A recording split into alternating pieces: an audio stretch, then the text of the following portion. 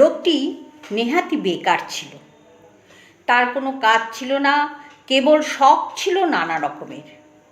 ছোট ছোট কাঠের চৌকোয় মাটি ঢেলে তার উপরে সে ছোট ছোট ঝিনুক সাজাতো।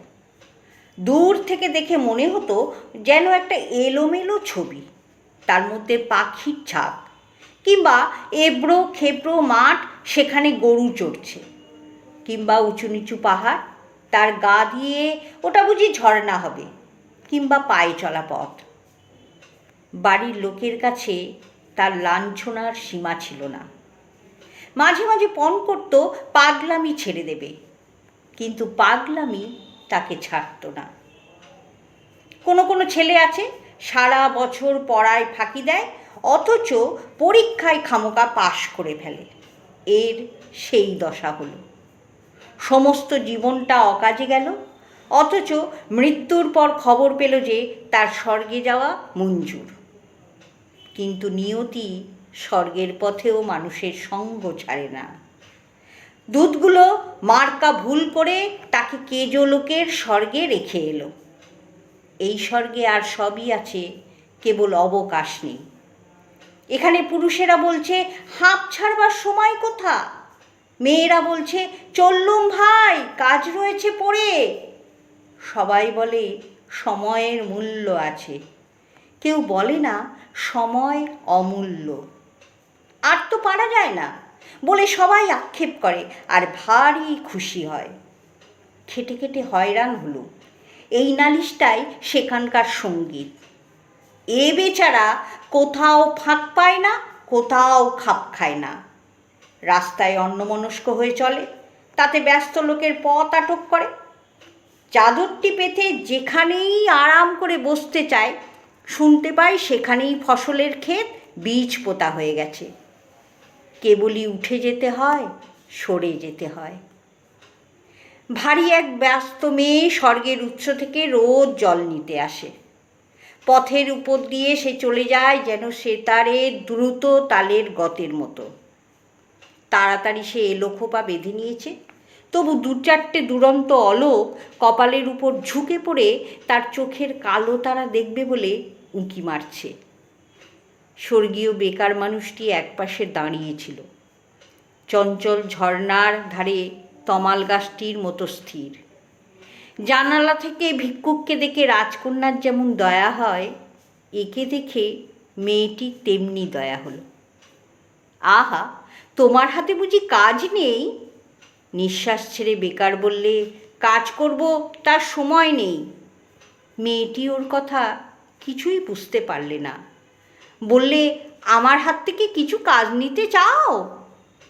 বেকার বললে, তোমার হাত থেকেই কাজ নেব বলে দাঁড়িয়ে আছি।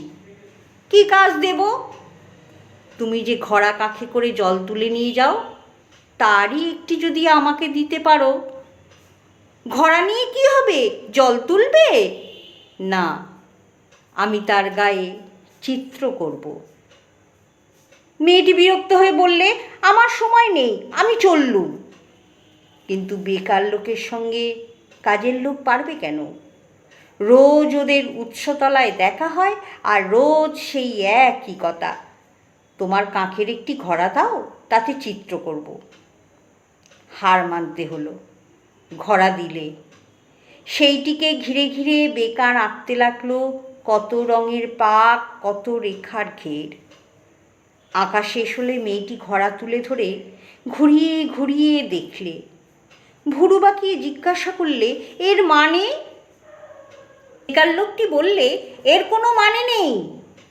ঘড়া নিয়ে মেয়েটি বাড়ি গেল। সবার চোখের আড়ালে বসে সেটিকে সে নানা আলোতে নানা রকমে হেলিয়ে ঘুরিয়ে দেখলে।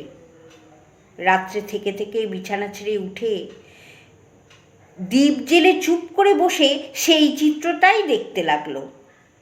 তার বয়সে এই সে প্রথম এমন কিছু দেখেছে যার কোনো মানে নেই।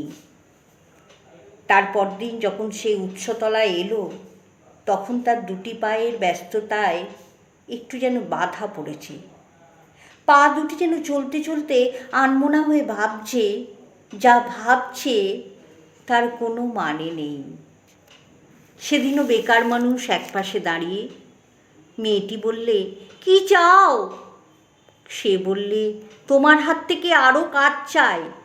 কি কাজ দেব? যদি রাজি হও, রঙিন সুতো বুনে বুনে তোমার বেনি বাঁধবার দড়ি তৈরি করে দেব। কি হবে? কিছুই হবে না। নানা রঙের নানা কাজ করা দড়ি তৈরি হলো। এখন থেকে আয়না হাতে নিয়ে বেনি বাঁধতে মেয়ের অনেক সময় লাগে। কাজ পড়ে থাকে, বেলা বয়ে যায়। এদিকে দেখতে দেখতে কেজো স্বর্গে কাজের মধ্যে বড় বড় ফাঁক পড়তে লাগলো। কান্নায় আর গানে সেই ফাঁক ভরে উঠল। স্বর্গীয় প্রবীণেরা বড় চিন্তিত হলো। সভা ডাকলে। তারা বললে, এখানকার ইতিহাসে কখনো এমন ঘটেনি। স্বর্গের দূত এসে অপরাধ স্বীকার করলে। সে বললে, আমি ভুল লোককে ভুল স্বর্গে এনেছি। ভুল লোকটিকে সভায় আনা হলো। তার রঙিন পাকড়ি আর কোমরবন্ধের বাহার দেখেই সবাই বুঝলে ভীষণ ভুল হয়েছে। সভাপতি তাকে বললে, তোমাকে পৃথিবীতে ফিরে যেতে হবে। সে তার রঙের ঝুলি আর তুলি কোমরে বেঁধে হাঁপ ছেড়ে বললে, তবে চলল। মেয়েটি এসে বললে, আমিও যাব। প্রবীণ সভাপতি কেমন অন্যমনস্ক হয়ে গেল। এই সে প্রথম দেখলে এমন একটা কাণ্ড যার কোনো মানে নেই।